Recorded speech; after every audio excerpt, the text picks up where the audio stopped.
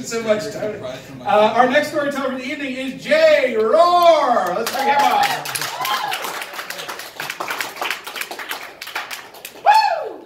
Woo! Yeah, I'm amazing. How's everybody doing? Hope you're having a good time. So I'm going out with this young lady, and it's the tail end of college.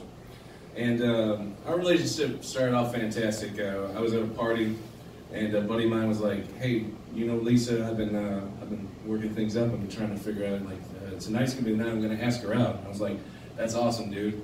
Then Lisa walked in the kitchen and said, "Hey, Lisa, you want to go out sometime?"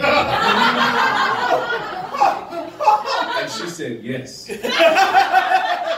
So we started dating, and we were in the honeymoon period, so to speak, when like you can't really do anything wrong. Like you can do something wrong, but you can still get away with saying like, "Oh, baby, I did not know. I didn't know that was gonna set you off. I will not do that again." And so like we're sitting around, we're talking, but one of the things we used to talk about a lot is the fact that we had a lot of friends in common, and we were sort of surprised that we'd never run into each other before. And we were having these conversations about the fact that like we've been to parties, we've been to occasions, and we just missed each other. Like she'd been in one room, I'd been on the balcony smoking all night.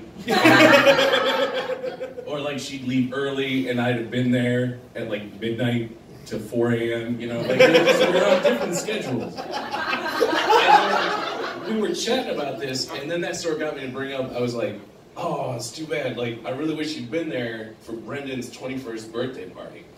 And I was, especially because of the fact that I was like, well, you know, because we got Brendan to get into a ramen noodle eating contest with himself. Yeah, Brendan, you got 5 minutes to eat as many ramen noodles as you can. And then after that, you got 5 minutes to eat as many ramen noodles as you can. Come on, Brendan, beat Brendan. And he did it. He didn't win. And I was talking about that, and she just goes, "Wait, I was at Brendan's birthday party. It was at that one woman's house." And I was like, "Oh, really?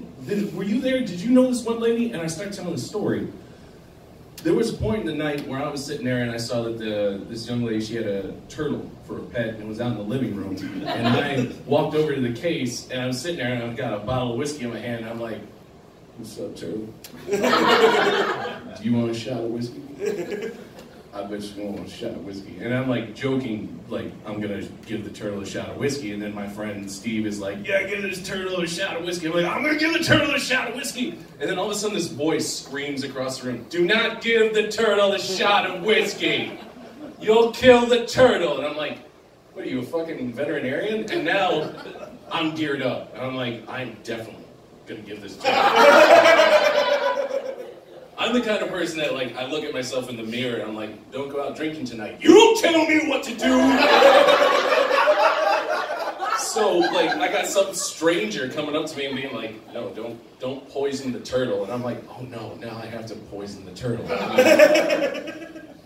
So we get into an argument with each other, all about the fact that I'm like, because it started out as a joke, then it became heated, then it became serious, and eventually I'm just like, what's going to happen? And my buddy Steve is just like, "Let's just go. I'm not leaving.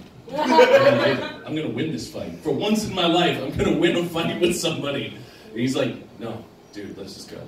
So we take off, and it just kind of turns into this thing like a background story and so on and so forth, and I'm never really thinking about it too much anymore. And then I'm talking to her, and she's got this look on her face. Just this look of like, I don't know how to describe it. It's sort of like, not exactly anger, but just resigned disappointment. Wow. And I'm like, "Lisa, what's wrong?" And she's like, "You seriously have no idea who you're talking to right now." Like, "Wait, what are you talking about?" She's like, "I can't believe I'm fucking the turtle guy. I was the person that stopped you from killing the turtle." "I think we should move in together." And that's my story.